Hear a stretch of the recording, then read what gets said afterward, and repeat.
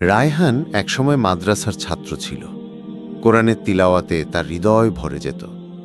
কিন্তু কলেজে গিয়ে খারাপ সঙ্গের কারণে সে মাদকাসক্ত হয়ে পড়ে। নামাজ, কোরআন সব ছেড়ে দেয়। মা কাঁদতেন, কিন্তু সে বলতো, আমি আর ফিরতে পারবো না। এক রাতে মাতাল অবস্থায় রাস্তায় পড়েছিল। এক বৃদ্ধ তাকে তুলে নিয়ে নিজের ঘরে নিলেন। রায়হান বলল, আপনি জানেন আমি কে? বৃদ্ধ বললেন, তুমি পথ হারিয়েছ, কিন্তু আল্লাহর রহমত কখনো হারায় না। বৃদ্ধ তাকে একটি আয়াত শোনালেন, হে আমার বান্দারা, যারা নিজেদের উপর জুলুম করেছ, আল্লাহর রহমত থেকে নিরাশ হইও না। রায়হান কেঁদে ফেলল। সে বলল, আমি কি ফিরে যেতে পারি? বৃদ্ধ বললেন, তাওবা করো, আল্লাহ তোমাকে গ্রহণ করবেন। রায়হান সেই রাতেই নামাজে ফিরে আসে। পরের দিন মসজিদে গিয়ে ইমামের সঙ্গে কথা বলে।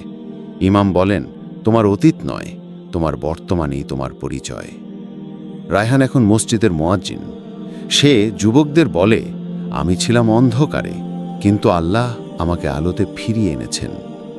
শেষ বার্তা, তাওবা কখনো দেরি হয় না, আল্লাহর দরজা সবসময় খোলা।